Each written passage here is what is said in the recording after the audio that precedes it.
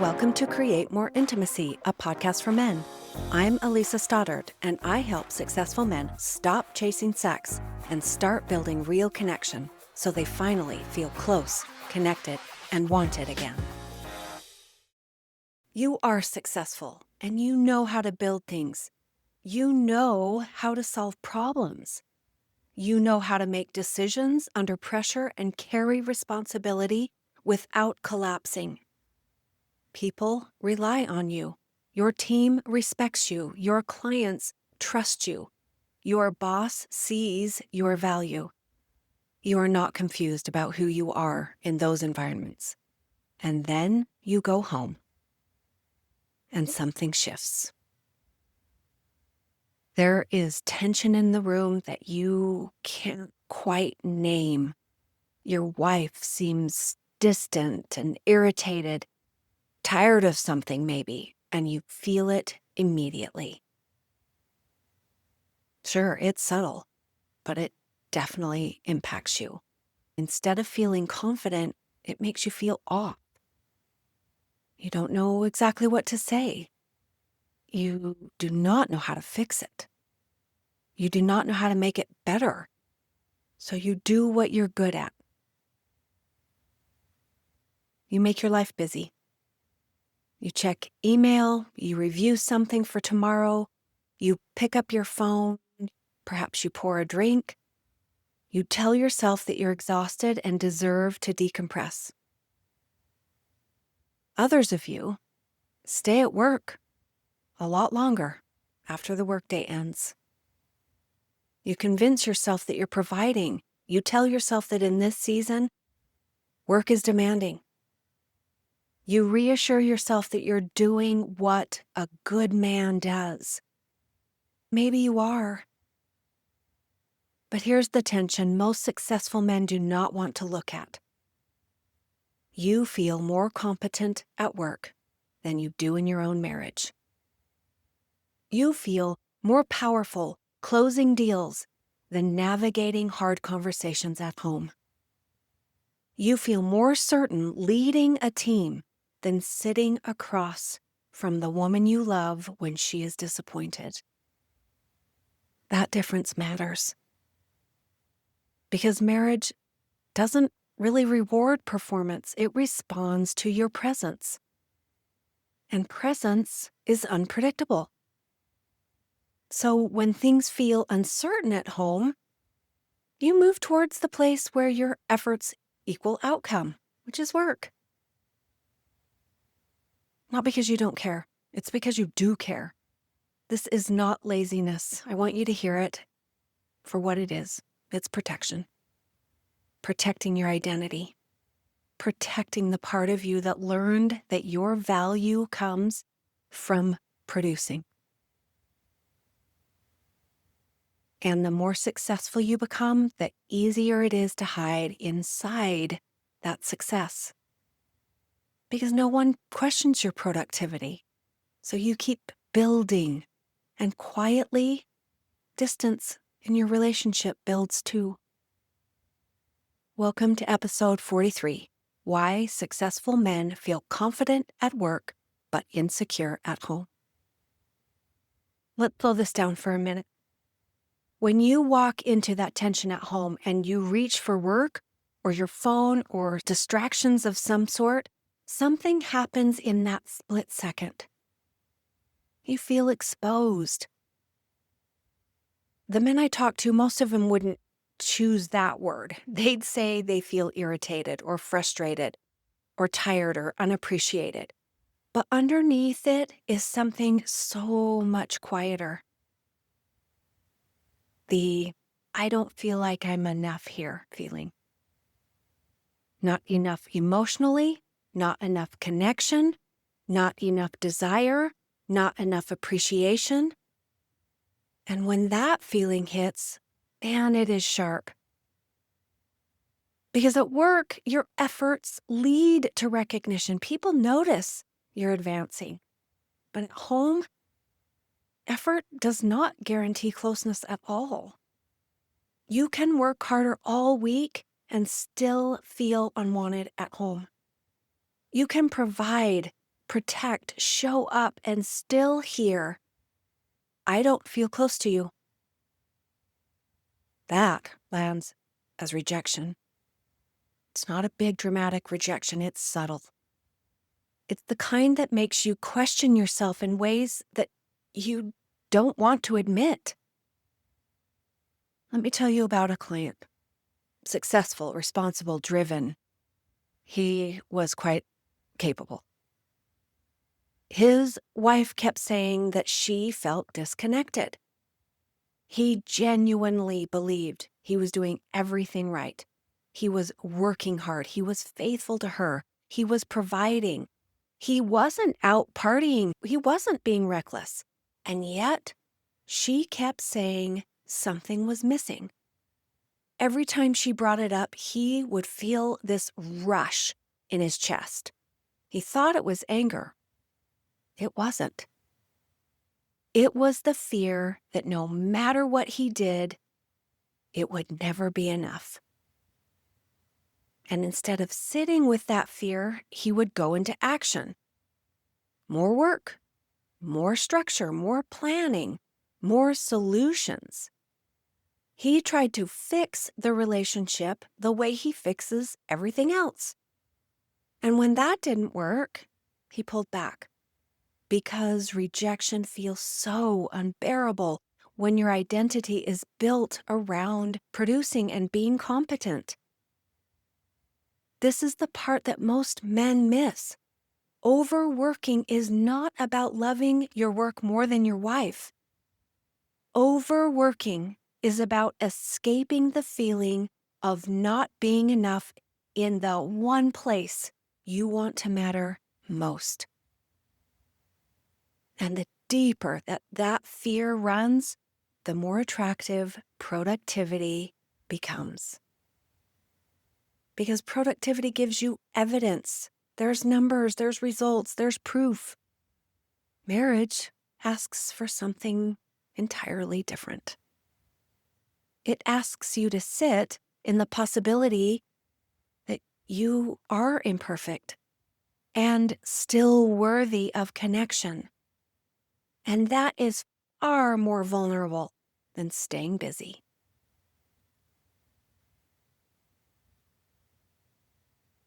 Here's what makes this pattern so dangerous. Usually it doesn't explode a marriage, it erodes it quietly. Sure, you are not cheating, you are not raging, you are not walking out the door. You are working and providing and staying responsible. From the outside, things don't look broken, but from her side, something starts to shift. She feels you physically present, but emotionally unavailable. When tension shows up, you move into problem solving or distance. When she brings up the disconnection, you either defend yourself or try to fix things by offering solutions. When she says she misses you, you hear that as criticism. So you try harder in the ways that feel measurable.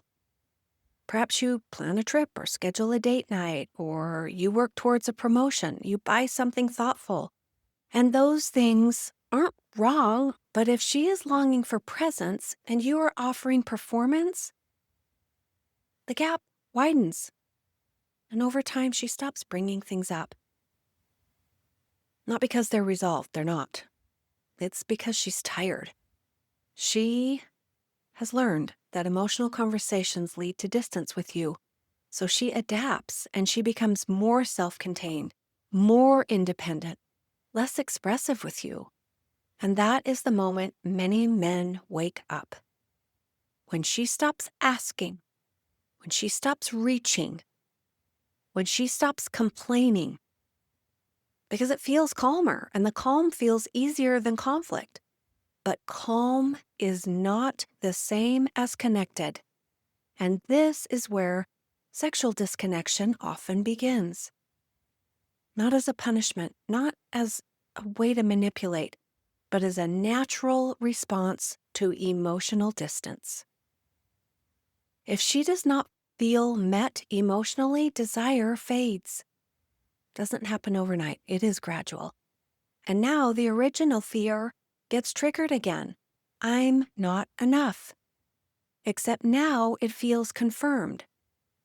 So what do? Well, you work harder. You double down on being useful. You stay strong. You stay productive. You avoid the one conversation that would require you to say, I'm scared that I don't know how to show up here.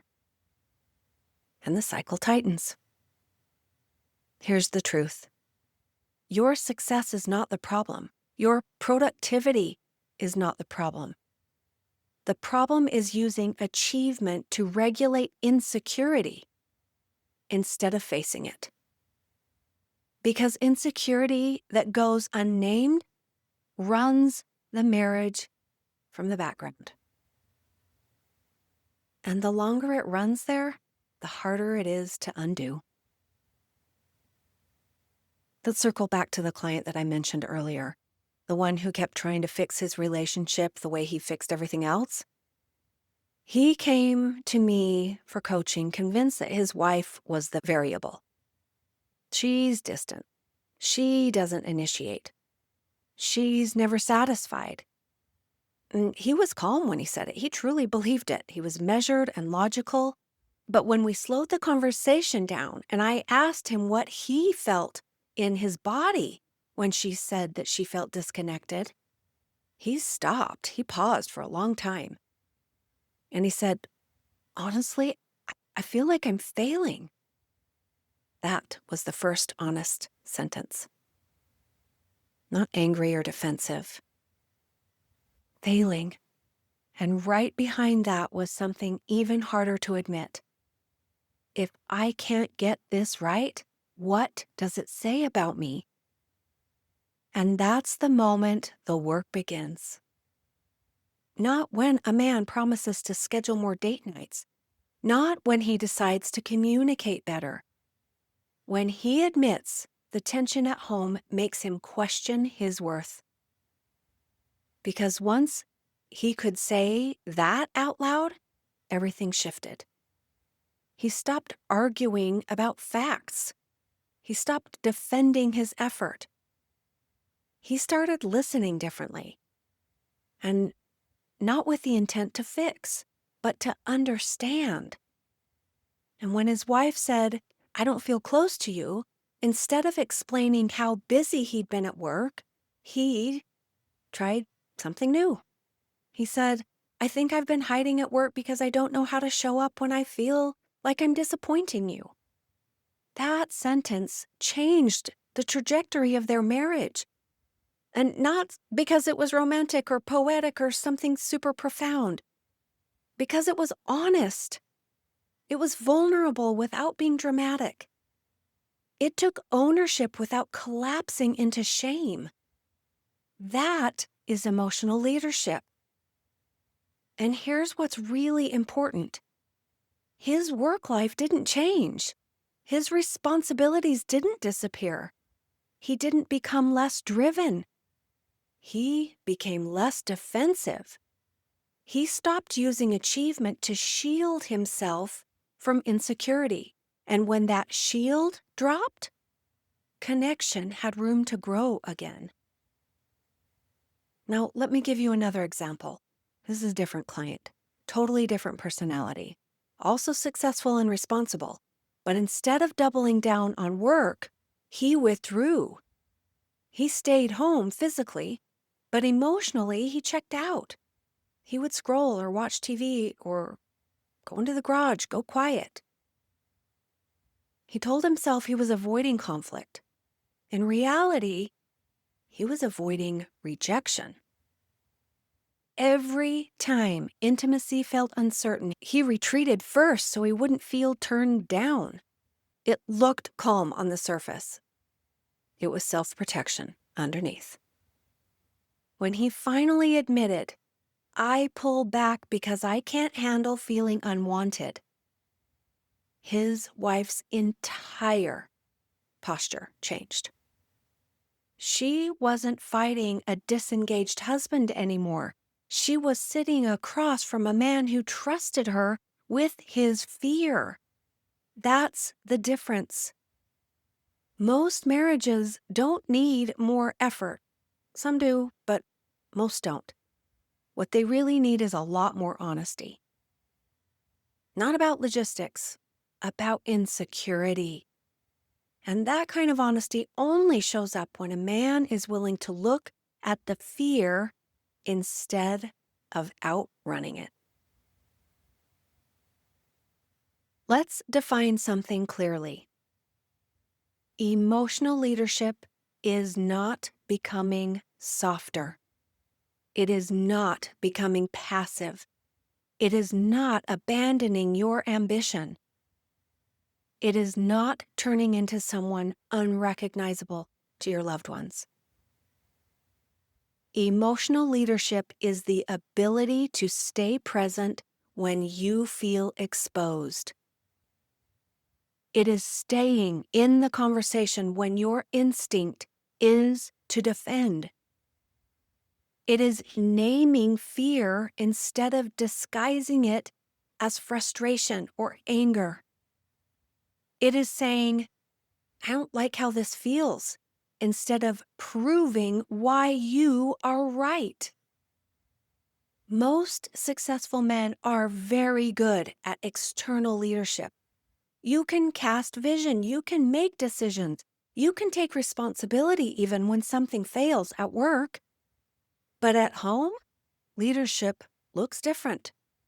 At home, leadership maybe means going first emotionally, not waiting for her to soften, not waiting for her to initiate, not waiting for her to fix her tone, going first.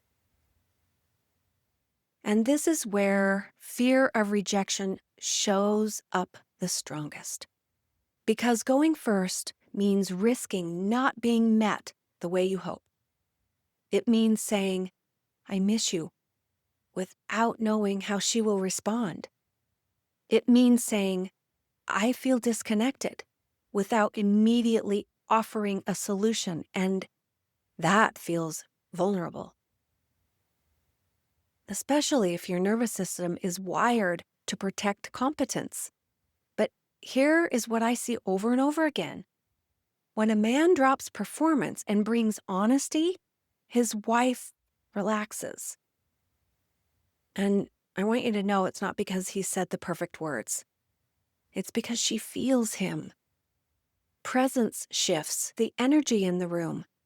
Performance doesn't. Performance impresses. Presence connects. And connection is what reignites intimacy. Now, here's a really important distinction. Emotional leadership doesn't mean oversharing. It does not mean collapsing into insecurity. It does not mean making her responsible for your emotions. It means that you need to own them. That is strength. That is maturity. And that is attractive. Most men were never modeled this. They were only taught to provide and protect and push through. Very few were taught how to stay. Stay in discomfort, stay in uncertainty, stay in a moment that does not have a clear outcome. And that is the muscle we build in this work. Before you try to change anything, I want you to notice something this week. That's it. Don't fix. And don't overhaul your marriage. Just notice. Notice what happens in your body when things feel off at home. When she sighs or rolls her eyes or turns her back to you. When she seems distant. When she says, we need to talk. When intimacy feels uncertain. What is the first sensation? Tightness in your chest? Heat in your face? A sudden urge to defend? A spike in irritation? Most men label that sensation as anger, but anger is often the second emotion. The first one is vulnerability. The first one is fear. The first one is, I don't know what to do with this. And that feeling is so uncomfortable. So your nervous system reaches for something stabilizing. Work, your phone, productivity, distance, distraction. Not because you're selfish, but because you are regulating yourself the only way you know how. So this week, I'm not really asking you to be better. What I really want you to do is just watch yourself. When you reach for your phone, instead of staying in the room, pause right there and ask yourself, what am I feeling right now? When you feel the urge to stay late at work after a tense conversation the night before, then ask, what am I trying not to feel? When you feel defensive, ask, what am I protecting? You might discover something surprising. And it might not be anger. It might be embarrassment. It might be insecurity. It might be the quiet fear that you are not enough in this place that matters so much. If you can learn to identify that emotion, then you've already shifted the pattern. Because you can't change what you cannot see. And most successful men are experts in managing outcomes. They are not trained at identifying internal states. That skill changes everything. Listen, if you recognized yourself in this episode, I want you to hear something really clearly. There is nothing wrong with your ambition. There is nothing wrong with your drive, and there is absolutely nothing wrong with your desire to succeed. The issue is not in your success. The issue is with the fear underneath that's running everything quietly in the background. When fear of not being enough drives your behavior, your marriage feels unstable. When you learn to face that fear instead of trying to outrun it, everything shifts. You become calmer, more grounded, less reactive, more connected, and intimacy has a chance in that state. And it's not because you forced it, it's because she felt safe with you. This is the work that I do with men every single week. I'm not teaching them to be less strong. I am teaching them to be strong in a different way, strong enough to stay present, strong enough to admit insecurity without collapsing into it, strong enough to lead emotionally instead of hiding behind productivity. If you recognize yourself here in this episode, don't ignore this. These patterns don't disappear with time. They deepen. And this is the work that I do with men. Book a call with me. On a call, we will look at your specific patterns, where you defend, where you protect, and what emotional leadership would look like in your life. You don't have to work less. You don't have to become someone else. You just have to stop letting fear run the show. You've already proven you can build success. What isn't certain at this moment is your ability to build connection.